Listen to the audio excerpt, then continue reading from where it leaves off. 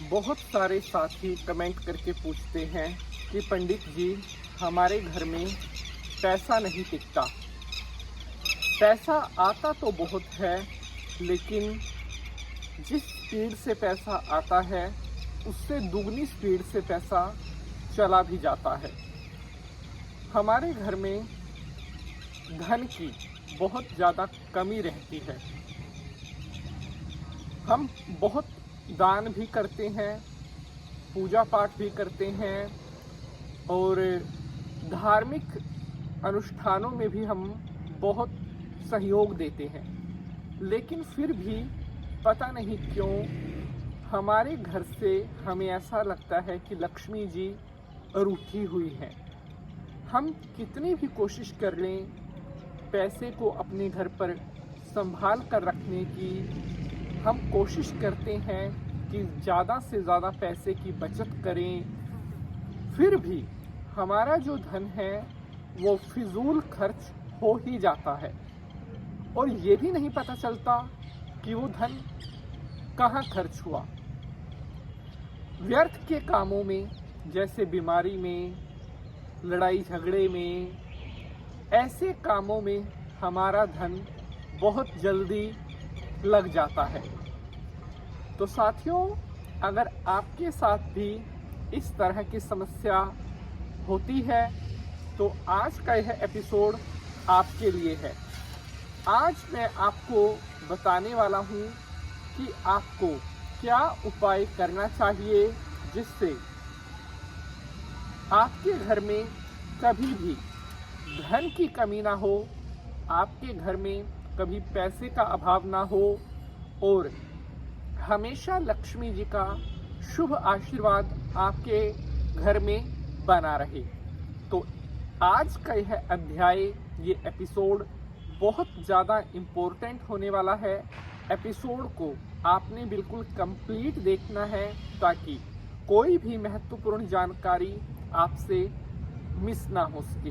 तो चलिए शंकर भगवान को प्रणाम करते हुए आज के एपिसोड को स्टार्ट करते हैं। ओम त्र्यंबकं यजामहे सुगंधिं पुष्टिवर्धनम् उर्वारुकमिव बन्धनान् मृत्युर्मोक्षेयमामृतात्। बोलिए शंकर भगवान की जय। तो नमस्कार, सुस्वागतम, आभार। आप देख रहे हैं आपका अपना YouTube चैनल और मैं पंडित नितिन शास्त्री आप सभी भक्तों का आज के इस नए अध्याय पर हार्दिक अभिनंदन करता हूं। आशा करते हैं आप सभी स्वस्थ होंगे, मस्त होंगे और महादेव जी की कृपा आप सभी के ऊपर बनी रहे। क्या कारण होता है कि हमारे घर पर बहुत ज़्यादा लंबे टाइम तक धन नहीं टिक पाता? साथियों, हमारी खुद की कुछ ऐसी गलतियां होती हैं जिनके कारण लक्ष्मी माता हमसे रूठ जाती हैं और हमारे घर पर हमेशा धन का अभाव बना रहता है। कई बार मनुष्य जाने में और कई बार अनजाने में हमसे कुछ ऐसी भूल हो जाती है जिसका नुकसान हमें आगे भविष्य में उठाना पड़ता है। अब मैं आपको बताने वाला हूँ कुछ ऐसा उपाय जिसको करने के बाद आप हमेशा लक्ष्मी जी की कृपा का अनुभव करेंगे और आपके घर में कभी भी धन धान्य की कमी नहीं होगी। प्यारे बंधुजनों, हल्दी का ये उपाय है जो मैं आपको बताने जा रहा हूँ। टर्मरिक। भोजन में दाल, सब्जी और जो खाद्य पदार्थ हम अपने घर पर रसोई में बनाते हैं वहाँ पर हल्दी का प्रयोग किया जाता है। अब आप देखिए, जिस तरह से भोजन में अगर हल्दी ना प्रयोग की जाए या दाल और सब्जी में हल्दी ना डाली जाए तो वो सब्जी बिल्कुल भी स्वाद नहीं बनेगी। उसमें कितने ही मिर्च मसाले तड़का लगा लो, जब तक उसमें हल्दी नहीं डलेगी उसका ना तो रंग आएगा और ना उस सब्जी का स्वाद आएगा। उसी तरह से ज्योतिष में भी हल्दी के कुछ ऐसे उपाय बताए गए हैं कि जिन्हें मनुष्य जब तक नहीं करता जीवन के जो रंग है वो नहीं आते। आपके जीवन में खुशियों के रंग लेकर आने में हल्दी बहुत बड़ा रोल अदा करती है। अगर आप सच में चाहते हैं आपके घर परिवार में खुशियां रहें, आपके जीवन में आनंद रहे, तो आपको हल्दी का यह उपाय जरूर करना चाहिए। प्यारे बंधुजनों, आप सभी से मेरी एक छोटी सी रिक्वेस्ट है, अगर एपिसोड पसंद आएगा तो इसे आगे भी ज़्यादा से ज़्यादा शेयर ज़रूर करना है ताकि महत्वपूर्ण जानकारी अन्य भक्तों तक भी पहुंच सके।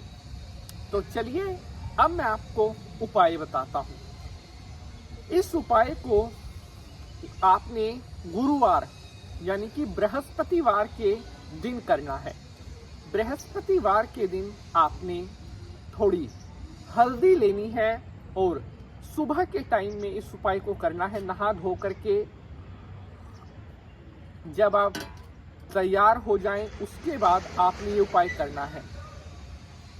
आपने थोड़ी हल्दी लेनी है और आपके आसपास जहां पर भी केले का पेड़ हो वहां पर आपने जाना है। उस केले के पेड़ के समीप जाकर केले के पेड़ के पास पहुंचकर आपने वहां बैठकर सबसे पहले अपने मन में अपनी मनोकामना का ध्यान करना है। केवल ये नहीं है कि ये उपाय पैसे के लिए ही है, नहीं। अगर आपकी और कोई मनोकामना है, जैसे किसी का कोई कोर्ट केस चल रहा है तो वो प्रार्थना करे कि मेरी कोर्ट केस में विजय हो। कोई बाहर जाना चाहता है, उसका काम नहीं बन रहा, वो बाहर के लिए प्रार्थना करे। जैसा आपका काम है उस काम का, उस मनोकामना का आपने अपने मन में ध्यान करना है और उसके बाद आपके हाथ में जो हल्दी है वो आपने केले के पेड़ पर थोड़ा तिलक लगा देना है और उसके बाद वो बची हुई हल्दी जो है केले की जड़ के पास आपने छोड़ देनी है। आपको 3 बृहस्पतिवार इस उपाय को करना होगा। मैं विश्वास के साथ कह सकता हूँ कि इन 3 बृहस्पतिवार के अंदर ही जो आपकी मन की मनोकामना है वो पूर्ण हो जाएगी। अगर आज के उपाय से जुड़ा हुआ आपका कोई भी प्रश्न है तो आप कमेंट बॉक्स में पूछ सकते हैं। अब आपसे मिलेंगे अगले अध्याय में किसी नए विषय के साथ। तब तक के लिए जय माता की।